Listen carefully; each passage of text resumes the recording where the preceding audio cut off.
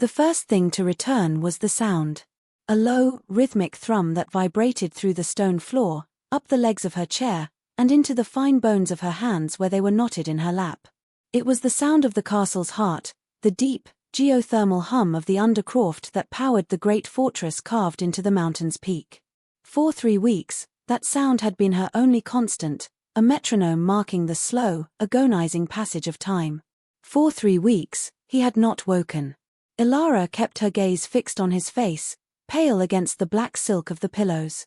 Even in this unnatural stillness, Kasian was a study in severe beauty, a king sculpted from marble and shadow. The battle had taken its toll. A jagged scar, still raw and weeping a thin, translucent serum, cut from his left temple into the perfect line of his hairline. The healers, with their quiet hands and ancient, whispered remedies, had assured her he would heal. The body, they said, was resilient. They spoke of the body as if it were a separate country from the mind, a territory that could be reclaimed while the other was lost to insurrection. She had spent 200 years learning the landscape of him. She knew the exact cadence of his breath as he slept, the way a muscle in his jaw would jump when he was wrestling with a difficult decision, the faint, silver tracery of scars on his hands that told the stories of 1,000 years of rule. He was not just a king to her, he was a library of shared moments, a history she had helped to write. Now, she feared the library had burned. The thrum of the castle deepened, and his eyelids, thin as paper, fluttered.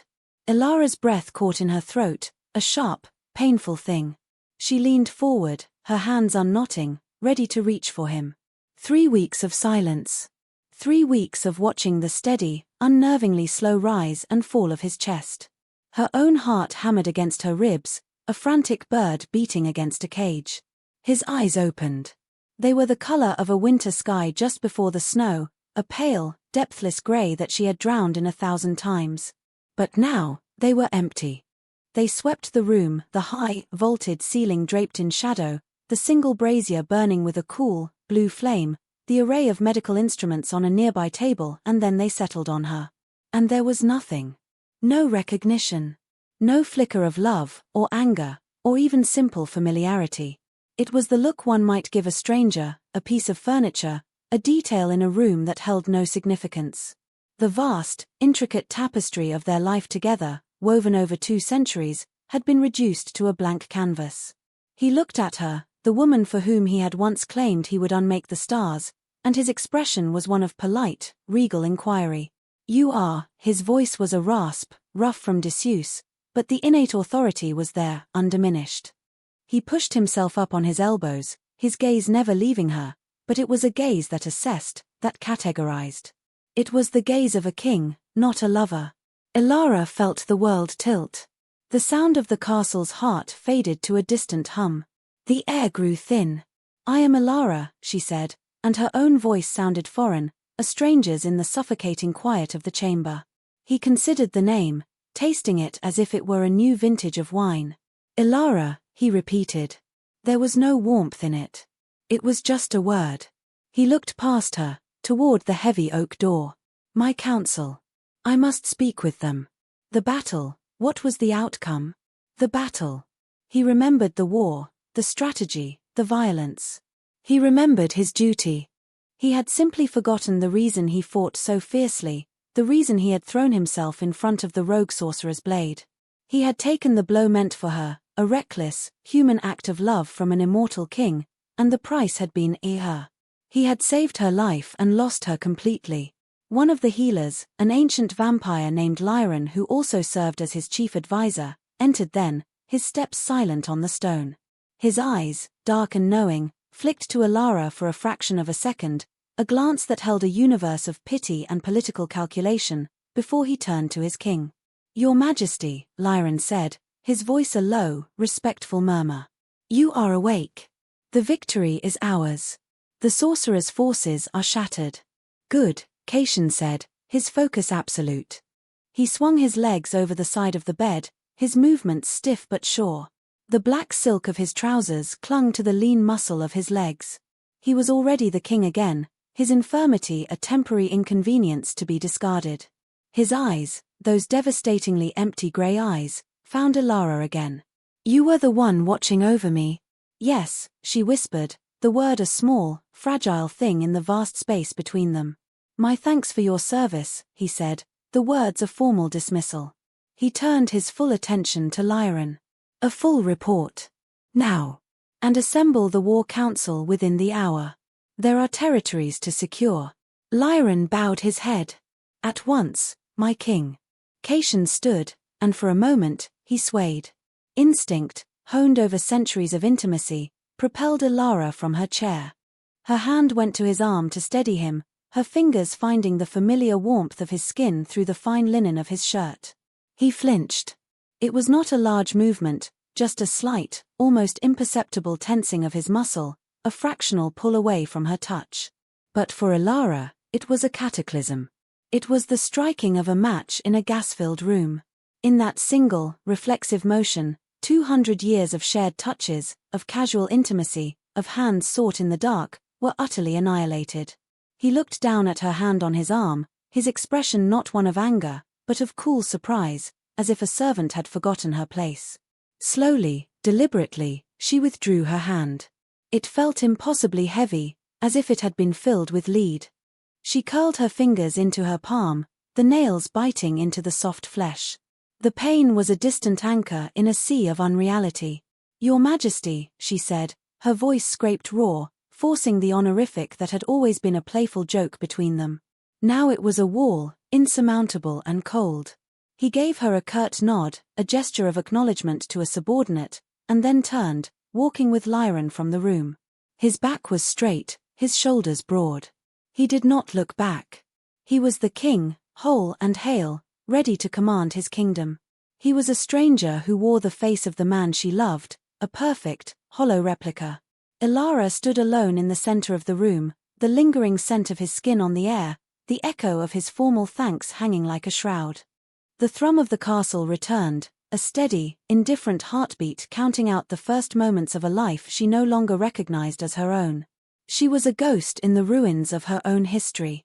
6 days had passed. 6 eternities. The castle, once a sanctuary of shared moments, had become a labyrinth of painful memories. Every corridor held an echo of his laughter, every window seat the ghost of a conversation. Elara found herself moving through the stone halls like a phantom, her presence acknowledged with sympathetic, pitying glances from the court, but her purpose, her very place in this world, had been erased. She was the king's consort, a title that now felt like a cruel mockery. She was a queen with no kingdom, a lover with no beloved. Kasian was, by all accounts, himself. Or rather, he was the version of himself the court respected and feared, Kasian the strategist, Kasian the conqueror, Kasian the unflinching ruler. The part of him that was just Kasian, the one who would trace the constellations on her back in the pre-dawn hours, who laughed at her terrible jokes, who admitted his fears only to her in the deep quiet of their chambers, that man was gone. This new king was all sharp edges and cold logic.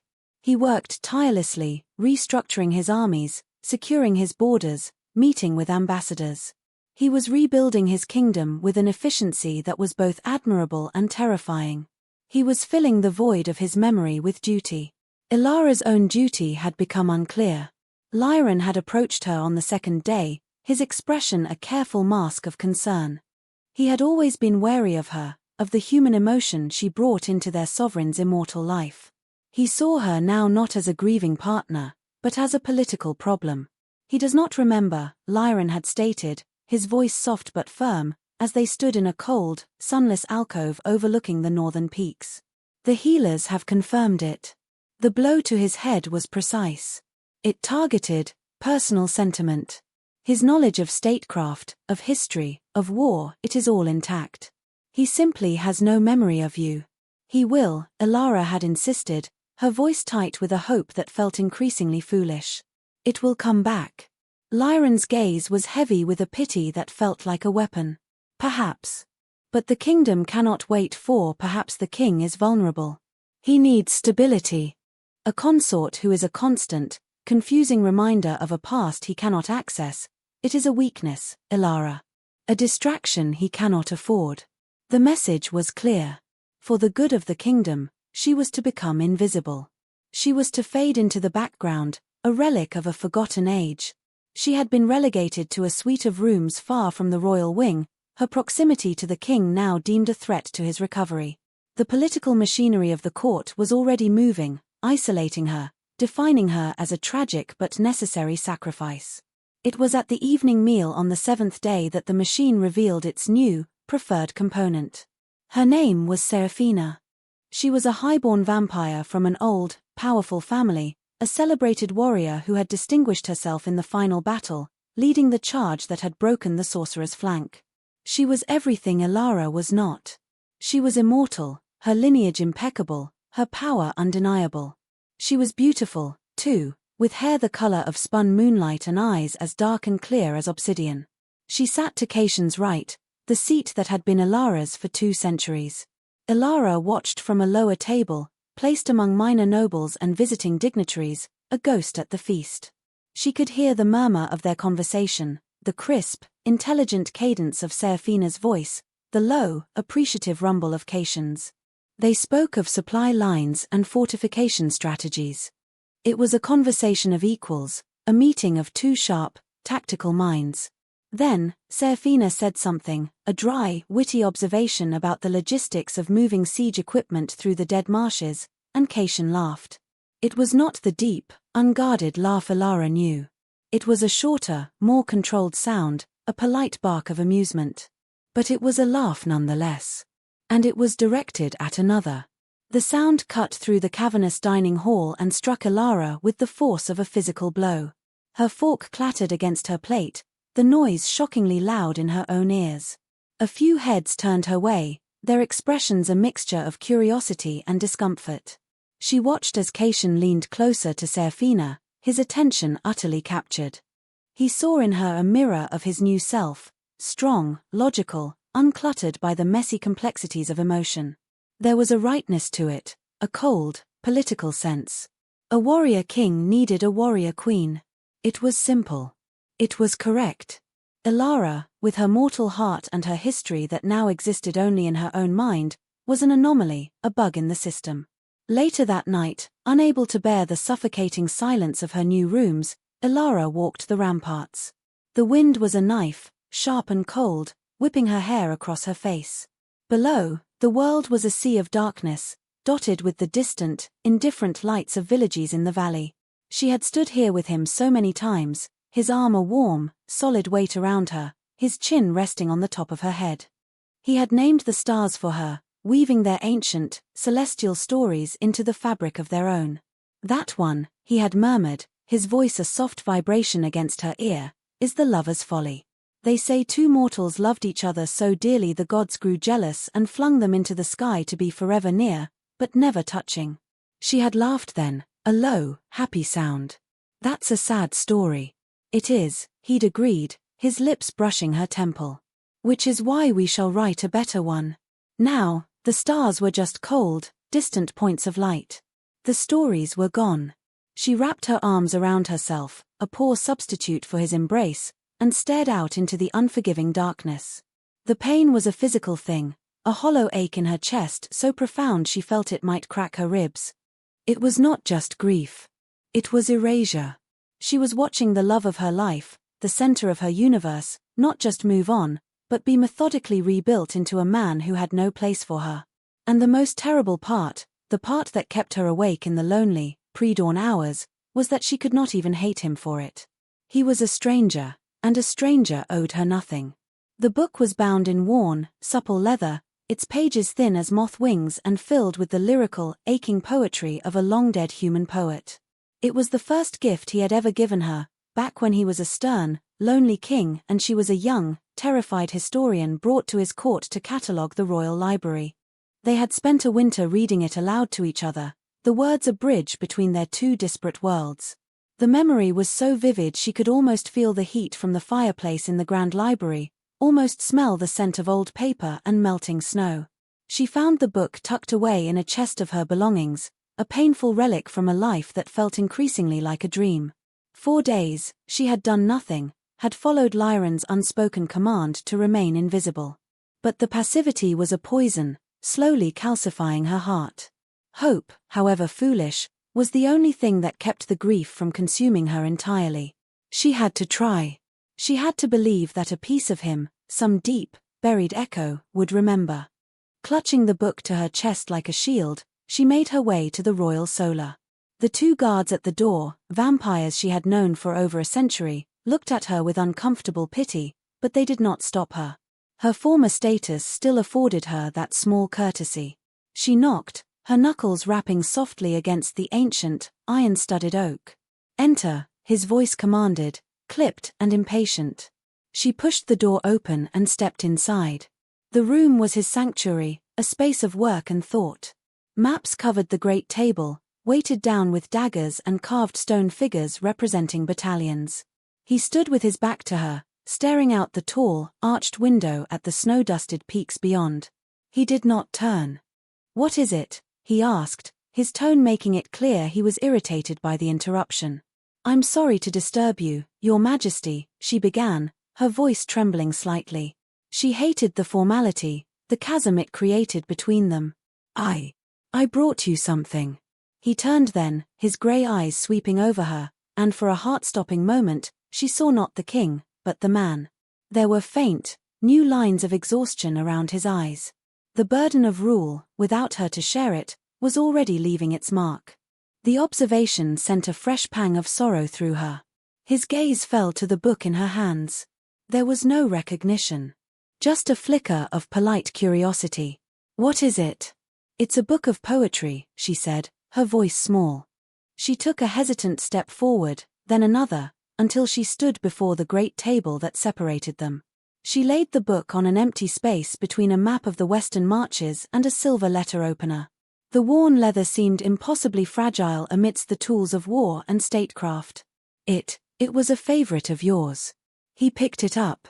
His long, elegant fingers that had traced every line of her body, ran over the worn cover with a detached, clinical interest. He was examining an artifact, not a memory. He opened it, his eyes scanning the first page, the familiar verses that had once made him smile. "Love is not love which alters when it alteration finds." His expression remained impassive. He read the words as if they were part of a treaty, an inventory list. There was no flicker of memory, no softening of the hard line of his mouth. He simply absorbed the information, processed it, and found it wanting. "An interesting sentiment," he said, his voice neutral. He closed the book, the sound a soft, final thud in the quiet room. Though strategically unsound. Love is a vulnerability.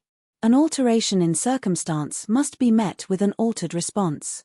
To do otherwise is to invite ruin. He placed the book back on the table, not unkindly, but with an air of complete finality, as if setting aside a child's toy.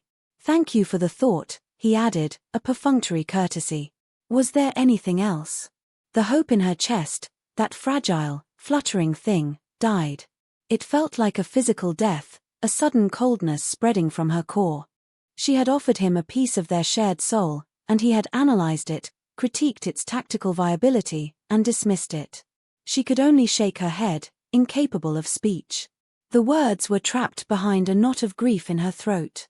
"Very well," he said, and turned back to the window, his attention already returned to the mountains, to his kingdom, to the vast, cold world that made sense to him. He had forgotten how to read the language of the heart. All that remained was the grammar of power. Elara backed away from the table, leaving the book, their book, lying amidst his maps. It looked small and foolish. She turned and fled the room, her hand pressed to her mouth to stifle a sob. As she hurried down the corridor, the guard's averted eyes felt like blows. She didn't slow until she was in her own rooms, the door shut behind her, the lock thrown. She slid down to the floor, her back against the cold wood, and finally let the tears come. They were hot and silent, a testament to a grief so profound it had no sound. She was mourning a man who was still alive. She was weeping for a love that existed now in a population of one. From his solar, Kasian watched her go. He did not understand the wave of something that washed over him as the door closed. It was not pity. It was a disquieting sense of failure. This woman, Elara, was a loose thread in the otherwise orderly tapestry of his new reality. His council, Lyran in particular, had briefed him on her. Your consort, Lyron had said, the word clinical.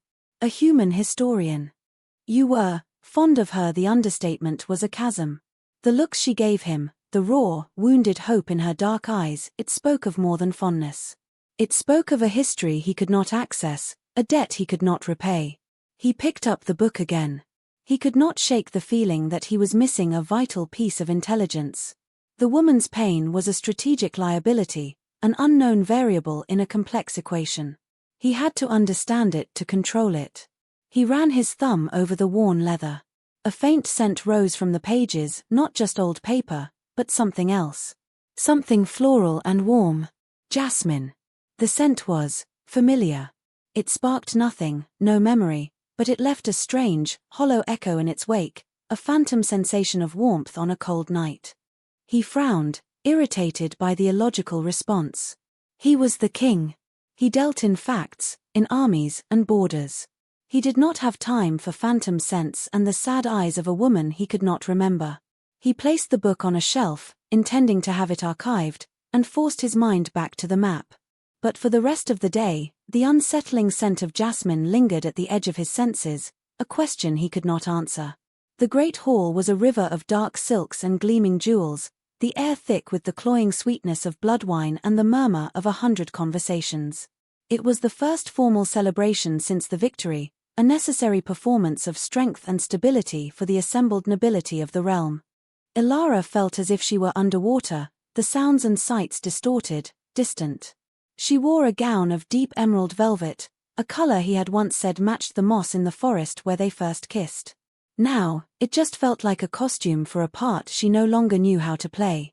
Her seat at a secondary table afforded her a perfect, agonizing view of the head dais.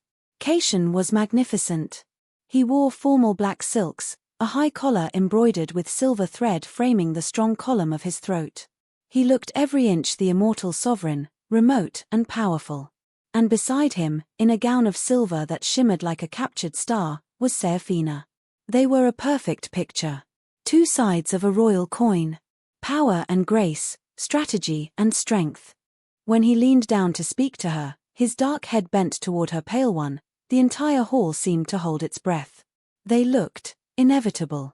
The music began, a slow, stately waltz. The court began to move, couples drifting onto the polished obsidian floor. Kasian rose and, with a grace that was innate to him, extended a hand to Seraphina. She accepted it, her fingers resting lightly on his, and he led her down from the dais. Elara's hands clenched in the folds of her velvet gown. She had danced this waltz with him 1,000 times. She knew the precise moment he would place his hand on the small of her back, the way he would pull her just a little closer than propriety dictated, the secret smile he would give her when he thought no one was looking. She watched them now, a spectator to her own life. Kasian's hand rested on Seraphina's waist with formal correctness. His expression was one of regal concentration. He was performing a duty, leading a partner in a dance as he would lead a battalion into formation. But then, as they turned, Seraphina said something, her lips close to his ear. A small smile touched Kasian's mouth. It was not his real smile, not the one that reached his eyes, but it was a start. And as they continued to move, the rigid formality of his posture seemed to ease. He was listening to her, truly listening. His focus, once a force that could bend the world to his will and had been directed solely at Elara, was now finding a new target. He was learning a new dance. A new partner. A new rhythm. Elara felt a cold dread seep into her bones. This was worse than his dismissal in the solar. This was not erasure, this was replacement. The space she had occupied in his life was not merely empty, it was being filled by someone else. Someone better suited, the court would whisper. Someone more appropriate. An immortal queen for an immortal king. A young courtier, seeing her sitting alone, bravely approached and asked her to dance. He was kind, his eyes full of the same pity she saw everywhere. She wanted to refuse, to shrink back into the shadows and become invisible. But that was what they expected. That was the role of the tragic, discarded consort. A spark of defiance, small and weak but present, flickered within her. She would not be a ghost. She would not haunt the edges of their celebration. She was still Elara. She still breathed. She accepted, allowing the young man to lead her onto the floor. She moved through the steps mechanically, her body remembering a dance her heart could no longer bear. Her eyes, against her will, kept finding Kasian and Serafina. They moved with a synchronized grace, a matched pair. They were talking, their conversation animated. She saw Serafina's eyes sparkle, saw the attentive, appreciative look on Kasian's face. The dance brought her close to them, a cruel choreography of fate. For a moment, they were only a few feet apart, two couples orbiting each other in the great, swirling galaxy of the ball. Kasian's gaze swept the room, the watchful eye of the king, and it passed over her. For a fraction of a second, his eyes met hers. The world stopped. The music, the laughter, the swirl of color, it all fell away. In that moment, there was only the vast, empty space between them. She saw a flicker of something in his expression. Not recognition. Not memory. It was confusion. A deep, profound unease, as if he were looking at a puzzle he could not solve. His step faltered. Serafina glanced at him, her brow furrowed in concern. But the moment passed as quickly as it came. He looked away, his focus returning to his partner, his regal mask sliding perfectly back into place. The connection, if it had ever been there at all, was broken. The music swelled, and the dance swept them apart. Elara's own steps faltered. The young courtier's hand tightened on hers, steadying her. "Are you all right, my lady?" he asked, his voice full of genuine concern. "Yes," she lied, her voice a thread. "Just a little faint." She excused herself, unable to bear another moment. She fled the great hall, her emerald gown a whisper against the cold stone floors. She didn't stop until she reached a deserted balcony overlooking the castle's inner courtyard. The music was a faint, mocking pulse in the distance. The night air was frigid, but she welcomed it. It felt real. She looked down at her hands, pale in the moonlight. They looked like a stranger's hands. Who was she, if not his? For 200 years, her identity had been intertwined with his. Elara and Kasian. It was a single entity. Now, the second half of that equation was gone, and she was left with a name that felt hollow. She was watching him fall in love, or something like it, with someone new. And she was forced to stand by and applaud the performance, a loyal subject to a king who had forgotten she was his world. The cold of the stone railing seeped into her arms, a welcome numbness against the fire of her grief. The conversation she had been dreading came 2 days after the ball. Lyran found her in the castle library, the place where her life with Kasian had truly begun. She had sought refuge there, surrounded by the silent, steadfast comfort of books. The scent of old paper and leather was a balm, a reminder of a time before her world had been hollowed out. She was running a hand over the spine of a history of the Elder Wars when his silent approach made the fine hairs on her arms stand up. "Elara," he said, his voice a low murmur that would not carry. The library was nearly empty, but he was a creature of discretion and shadow. She did not turn. "Lyran." He came to stand beside her, his dark robes blending into the deep shadows between the towering shelves. For a long moment, he said nothing, simply stood there, a silent, imposing presence. He had served the throne for 1,500 years. He had seen kings rise and fall, seen empires turn to dust. To him, her personal tragedy was a footnote in a much larger history. "The ball was a success," he finally said, his gaze fixed on the rows of books before them. "The court is reassured. The king's strength is undeniable." He danced with Lady Serafina, Elara stated, her voice flat. "It was not a question." "She is an excellent match," Lyran replied, his tone even. "Powerful family, a war hero in her own right. She understands his duties, his burdens. She is suitable." The word hung in the air between them, cold and sharp. Suitable. It was a word for arranging marriages, for forging alliances, not for love. But love, Elara was learning, was a luxury the throne could not afford. Her love had made a king reckless. Serafina's suitability would keep him safe. "And I am not," she said, the words tasting like ash. Lyran finally turned to look at her, his ancient eyes holding a surprising depth of something that was not quite pity, but perhaps a weary understanding. "You are a memory of a man who no longer exists," he said, his voice softening almost imperceptibly. "To him, you are a ghost. A beautiful, tragic ghost who haunts his halls and looks at him with the eyes of a stranger he feels he should know. It is a torment to you both." "He is not tormented," Elara countered, a bitter edge to her voice.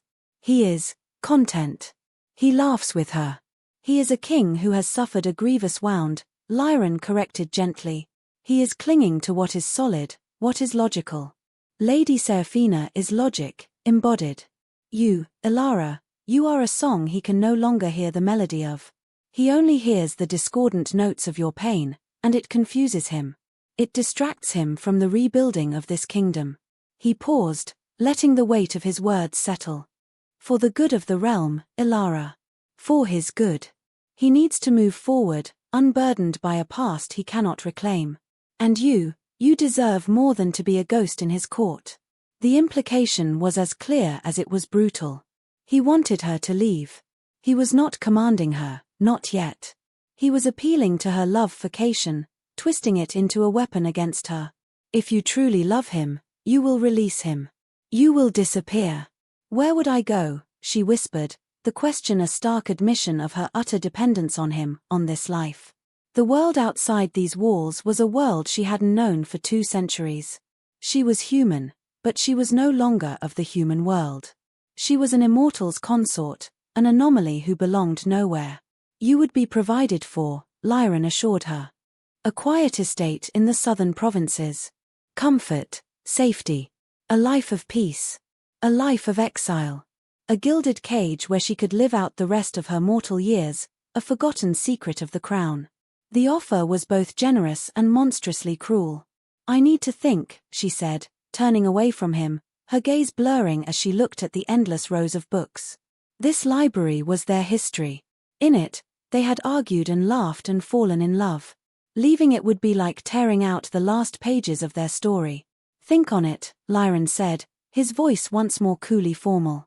"But do not think for too long. The King's Council is already discussing the matter of a formal betrothal.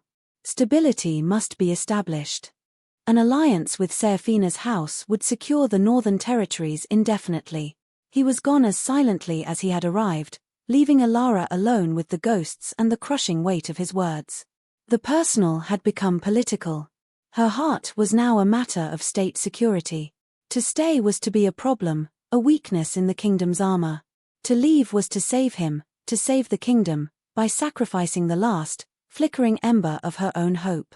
She leaned her forehead against the cool, leather-bound spines of the books, the scent of history and loss filling her senses. The choice he was giving her was no choice at all.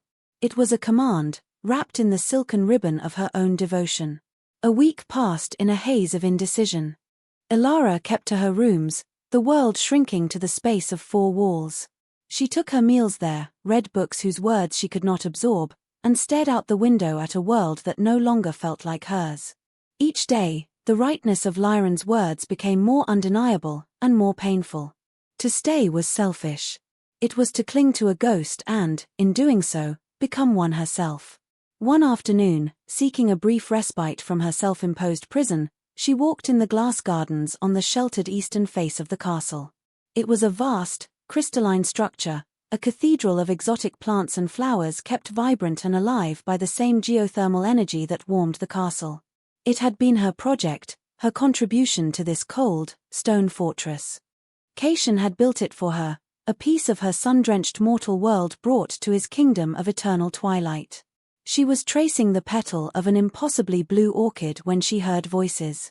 Kasian and Seraphina. They were walking down a parallel path, partially obscured by a curtain of hanging moss.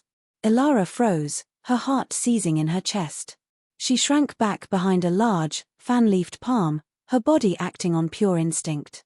"The irrigation system is ingenious," Seraphina was saying, her voice filled with genuine admiration. "It mimics the tidal patterns of the southern coasts. The engineering is remarkable." "It was a complex undertaking," Kasian replied.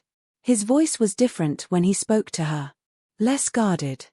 There was a warmth to it, a nascent intimacy that made Elara's stomach clench. They stopped near a small, stone bench, just a few yards from where Elara was hiding. She could see them clearly through the gaps in the leaves. Kasian reached out and touched a deep red rose, his fingers brushing the velvety petals. These were her favorites, he said, his voice quiet. He did not need to say who she was. Seraphina was silent for a moment. When she spoke, her voice was gentle. It must be difficult to be surrounded by a life you don't remember. It is disorienting, he admitted, and the vulnerability in that admission was a knife to Elara's heart. He was opening up to Seraphina in a way he could not, with her. To Seraphina, he was a puzzle to be understood. To Elara, he was a wound. I feel as though I am living in another man's rooms, wearing another man's clothes. There are echoes everywhere, but the sounds are gone. He looked at his hand, turning it over. On the back, just below the knuckle of his index finger, was a thin, silvery scar. This, for instance. Elara's breath hitched. She knew that scar. She knew it as well as she knew her own name. A wild boar hunt, 100 years ago.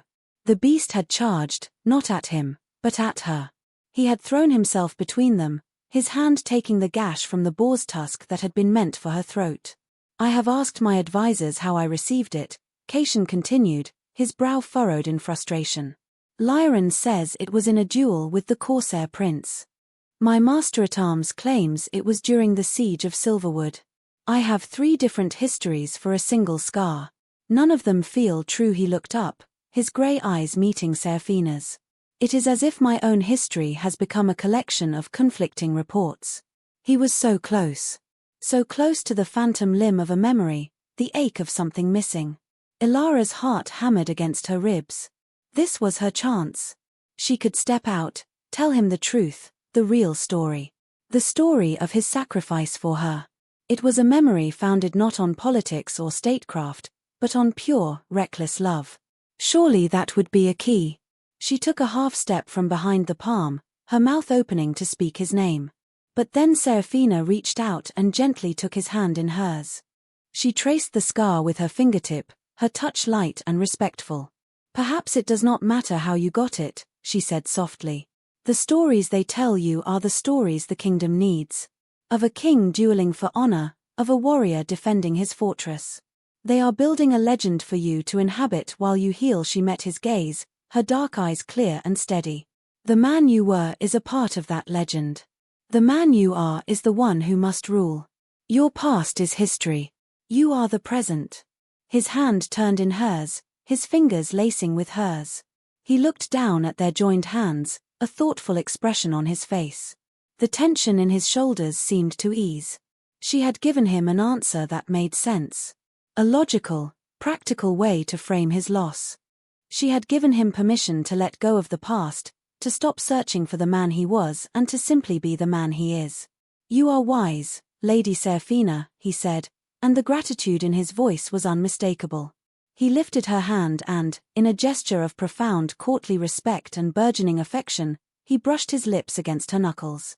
From her hiding place, Elara watched the moment, the intimate gesture that had once belonged only to her. She saw the way Seraphina's cheeks flushed with color, the small, pleased smile that touched her lips. She saw the look of genuine admiration in Kasian's eyes. And the door, which had been cracked open a barest fraction, slammed shut. The key she held was to a lock that no longer existed.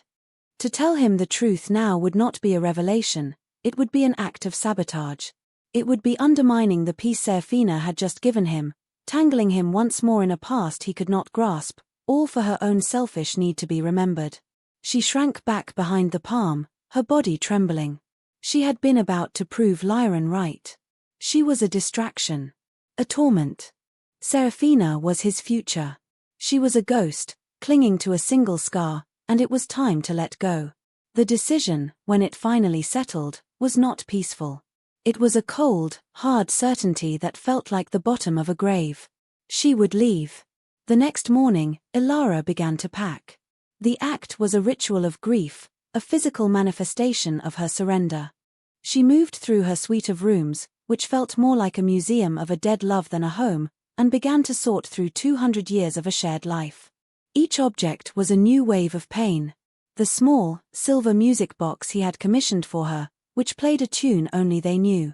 The pressed, faded flower from the gardens of her human childhood home, which he had retrieved for her on their first anniversary. The worn, leather-bound journal filled with her handwriting, detailing their travels, their arguments, their quiet moments. It was a life, condensed into objects. A life he would never remember. She worked with a numb, methodical precision. She sorted things into 2 piles.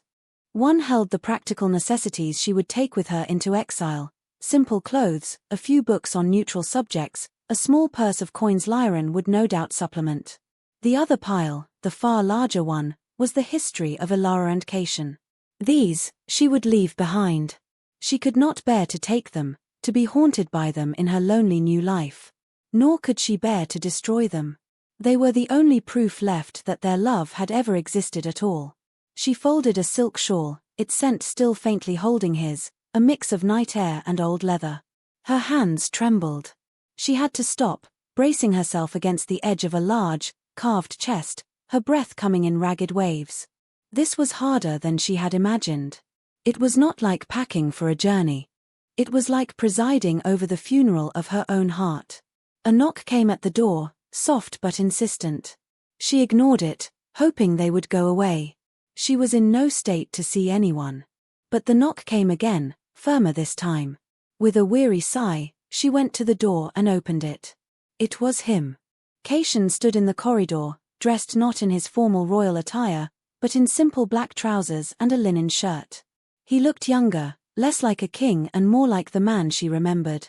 His presence filled the doorway, a sudden, shocking intrusion into her carefully constructed solitude.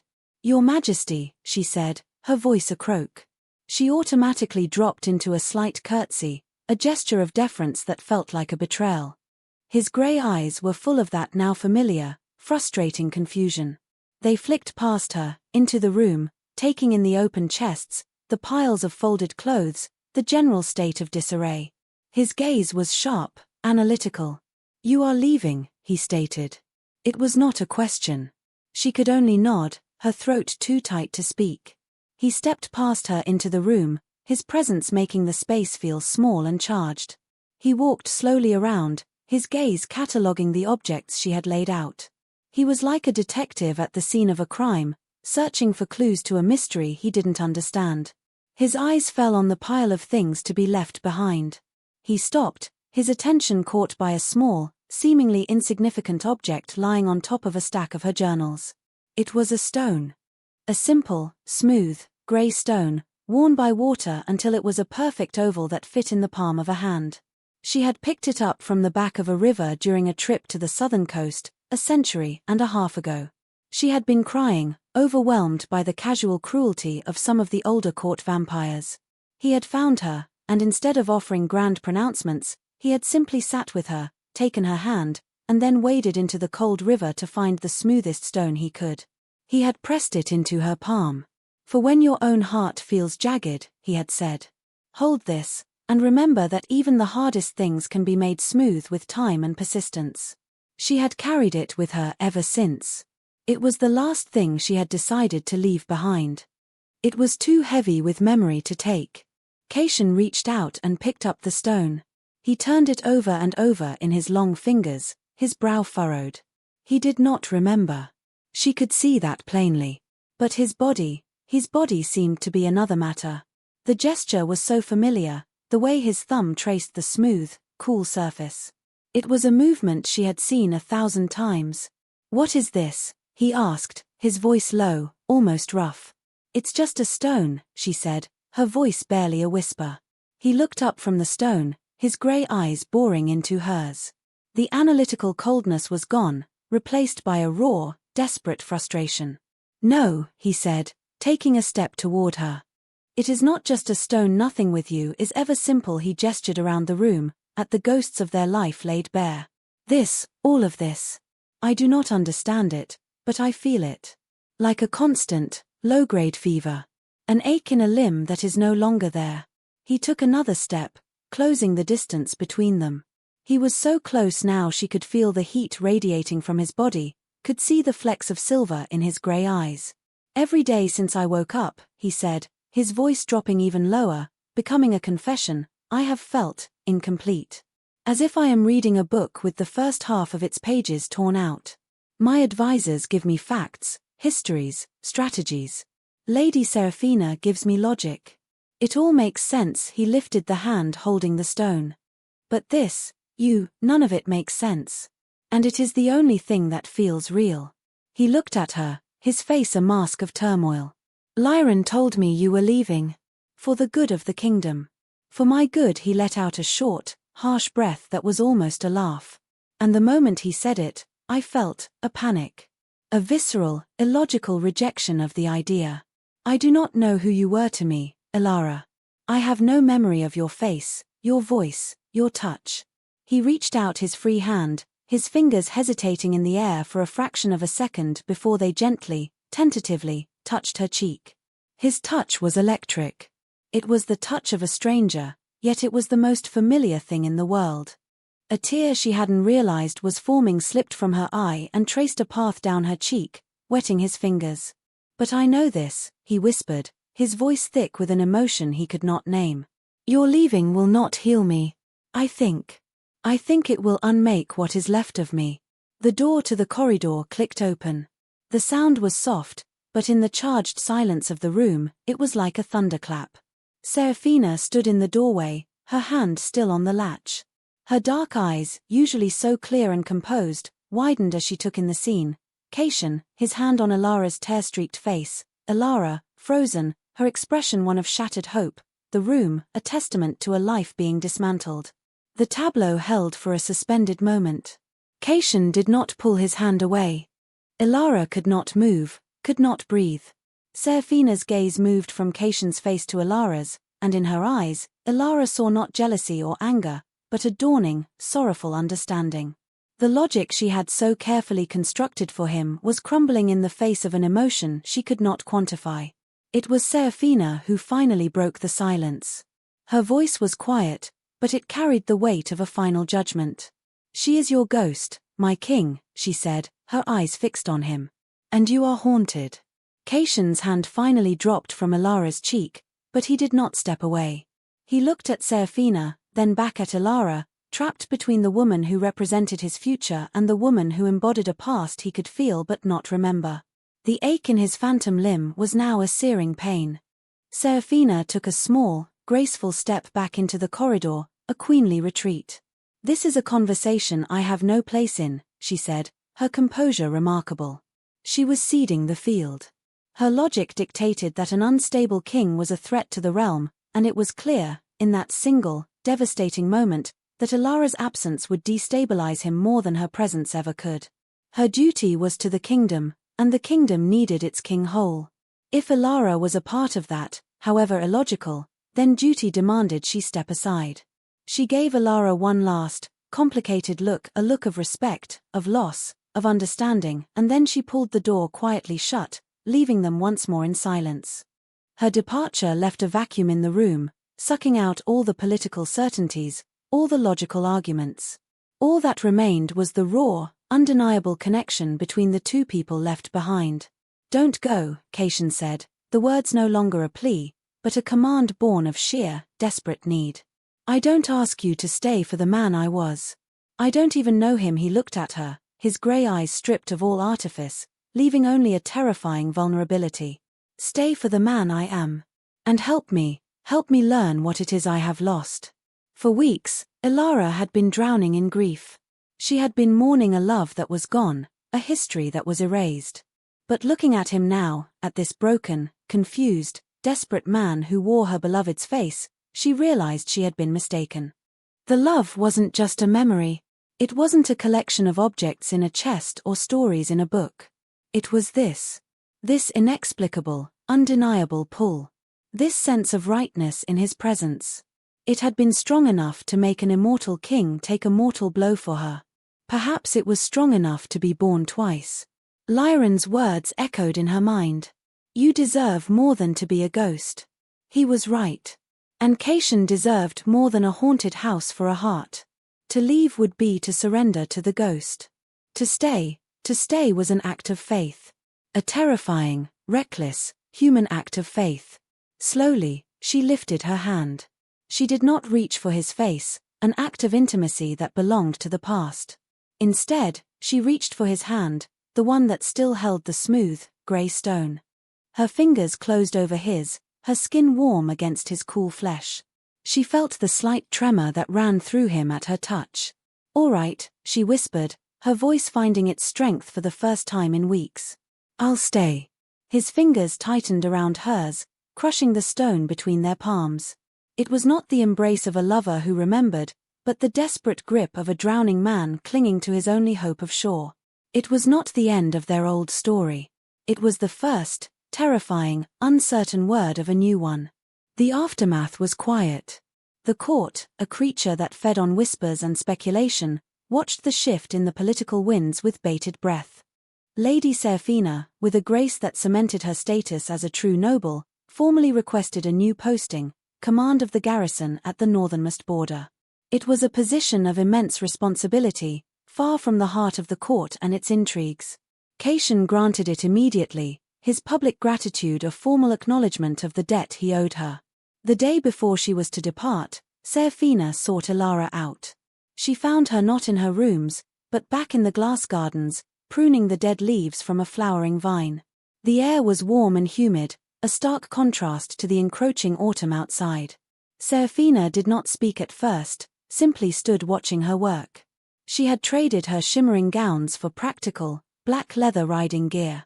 She looked every inch the warrior she was. "They are beautiful," Serafina said finally, gesturing to the riot of color around them. "I can see why he built this for you." Elara's hands stilled. "He doesn't remember doing it." "No," Serafina agreed. "But the garden does. It thrives. Some things, I am learning, have a memory that transcends the mind." She stepped closer, her expression unreadable. "I came to wish you, not luck. That seems insufficient. I came to wish you courage." Elara turned to face her fully. "You didn't have to leave," she said softly. A wry, sad smile touched Serafina's lips. "Oh, I think I did. I am a strategist, Elara. I survey the field, assess the forces, and act accordingly. And I know a battle I cannot win." She looked away for a moment, toward the red roses that Kasian had touched. "I could have been a good queen for him. For the king he is now.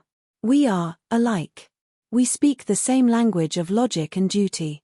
But you," she met Elara's eyes again, "you are his native tongue. Even forgotten, it is the language of his heart. To stay would be to fight a war against his own soul. It would be a disservice to him, and to the kingdom." It was the most generous concession Elara had ever witnessed. In her place, many a courtier would have fought, would have used the king's amnesia as an opportunity. But Serafina's loyalty was to the throne, and to the man who occupied it, not to her own ambition. "Thank you," Elara said, the words feeling small and inadequate. Serafina gave a curt, military nod. "Do not thank me. Just, be patient with him. He is a proud man, and you are a living testament to his greatest vulnerability." She hesitated, then added, her voice softer, "and be patient with yourself. You are not just rebuilding a life with him. You are building a new one." With that, she turned and walked away, her boot steps crisp on the stone path, leaving Elara alone with the flowers and the heavy weight of her wisdom. An understanding had passed between them, a quiet, profound respect between two women who loved the same man in profoundly different ways. One loved the king. The other loved the man. And for now, the man had won.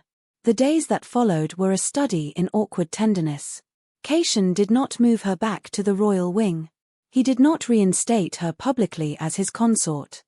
To do so would be to lie, to pretend a memory that wasn't there. Instead, he began a new courtship, a slow, hesitant exploration of the woman he had asked to stay. He would come to her rooms in the evenings, after his day of council meetings and royal duties was done. He would not sit, but would pace, restless and uncomfortable in the unfamiliar territory of personal connection.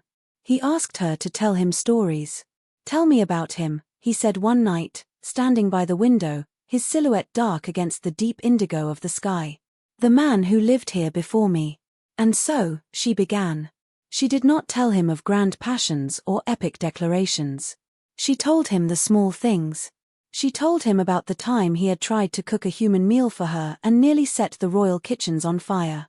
She told him about his habit of humming off-key when he was concentrating on a difficult text. She told him about the night he'd confessed he was afraid of spiders, a secret no one else in the Seven Kingdoms knew. She spoke of him not as her lover, but as a man she had known, a friend she missed. She was reintroducing him to himself, one small, forgotten detail at a time.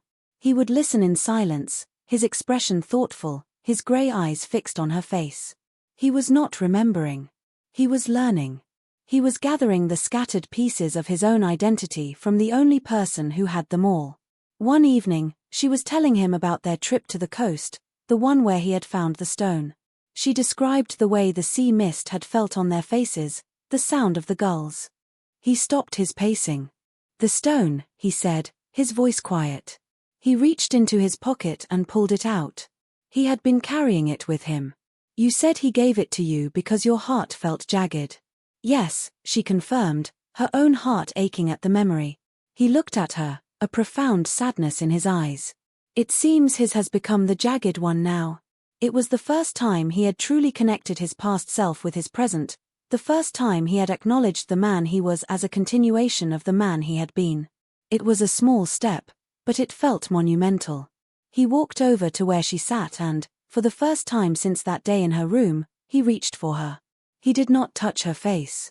Instead, he took her hand, his cool fingers lacing with hers. He looked down at their joined hands, then back at her. "I am trying, Elara," he whispered. "It is like learning to walk again. The muscles have no memory of the movement, but they know it is what they were made for." She squeezed his hand, her answer silent. The courtship was slow. It was painful. It was fragile. But it was real. They were not reclaiming the past. They were building something new, brick by painful brick, on the foundation of its ruins. Months passed. Autumn bled into a deep, silent winter, and winter began to thaw into a tentative spring. The rhythm of their new life became its own kind of normal. The court grew accustomed to seeing their king seek out the company of the human woman he did not remember. The whispers died down, replaced by a quiet, watchful curiosity. Lyron kept his distance, observing, his expression unreadable as ever. Kasian never regained his memory. The library of their shared past remained burned. There were flickers, phantom sensations, the scent of jasmine, the feel of a smooth stone, the cadence of a line of poetry, but the stories themselves were gone forever. And yet, something else had grown in their place.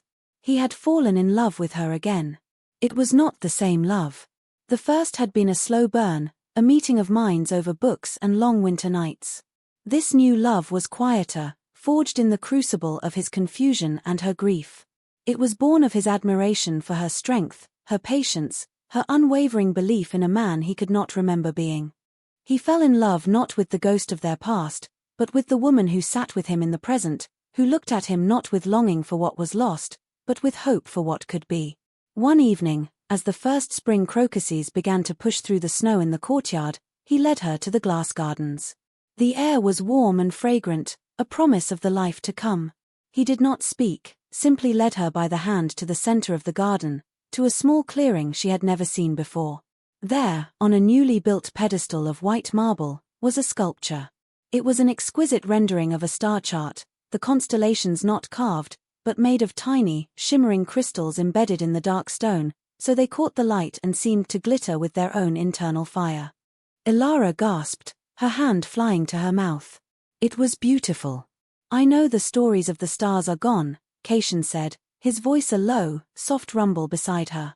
"I cannot give you back the ones we shared." He turned to her, his grey eyes, once so empty, now filled with a deep, profound emotion that was entirely his, entirely new. "So I had a new sky made for you. For us. So we can write our own stories. A better 1 inch." He had quoted the words he did not remember, the promise he had made her on the ramparts all those years ago. It was not a memory. Lyron, she suspected, in a rare act of sentimentality, must have told him. But the intent, The love that fueled the gesture that was all his. He reached into his pocket and took out not the grey stone, but a small, velvet box. He opened it. Inside, nestled on a bed of black silk, was a single, perfect key, fashioned from silver and inlaid with a tiny sliver of the same river stone. "I do not have the key to my own past," he said, his voice thick with feeling. "But I am giving you the key to my future. Whatever it may be, it is yours, Elara. It has always been yours. I had to find my way back to it." Tears streamed down her face, but for the first time in a long time, they were not tears of grief. They were tears of overwhelming, heartbreaking joy. He still didn't remember. He might never remember. But it no longer mattered. The man she had loved was gone, but the man who stood before her now, the man who had fought his way back to her through the fog of his own broken mind, was the man she loved even more. She reached out and touched his face, her fingers tracing the line of his jaw, the faint scar at his temple. He leaned into her touch, his eyes closing, a look of pure peace on his face. "Kasian," she whispered, her voice full of all the love of their 2 lifetimes. He opened his eyes, and they were full of her. Full of a new love, an earned love, a love that had been tested by fire and silence and loss, and had not only survived, but had been reborn, stronger and more precious than before. Their love was not a memory. It was a choice. And they had both, against all odds, chosen it again.